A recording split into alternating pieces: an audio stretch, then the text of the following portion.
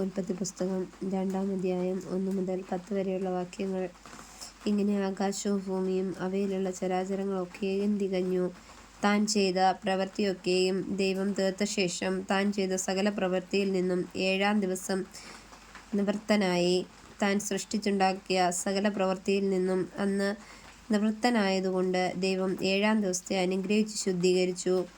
യഹോവയായ ദൈവം ഭൂമിയും ആകാശവും സൃഷ്ടിച്ച നാളിൽ ആകാശവും ഭൂമിയും സൃഷ്ടിച്ചതിൻ്റെ ഉൽപ്പത്തി വിവരം. വയലിലെ ചെടിയൊന്നും അതുവരെ ഭൂമിയിൽ ഉണ്ടായിരുന്നില്ല, വയലിലെ സസ്യമൊന്നും മുളച്ചിരുന്നില്ല. യഹോവയായ ദൈവം ഭൂമിയിൽ മഴ പെയ്യിച്ചിരുന്നില്ല, നിലത്ത് വേല ചെയ്യുവാൻ മനുഷ്യനും ഉണ്ടായിരുന്നില്ല. ഭൂമിയിൽ നിന്ന് മഞ്ഞു പൊങ്ങി നിലമൊക്കെയും നനച്ചു വന്നു. യഹോവയായ ദൈവം നിലത്തെ പൊടികൊണ്ട് മനുഷ്യനെ നിർമ്മിച്ചിട്ട് അവൻ്റെ മൂക്കിൽ ജീവശ്വാസം ഊതി. മനുഷ്യൻ ജീവനുള്ള ദേഹിയായി തീർന്നു. അനന്തരം യഹോവയായ ദൈവം കിഴക്ക് ഏദെനിൽ ഒരു തോട്ടമുണ്ടാക്കി താൻ സൃഷ്ടിച്ച മനുഷ്യനെ അവിടെ ആക്കി.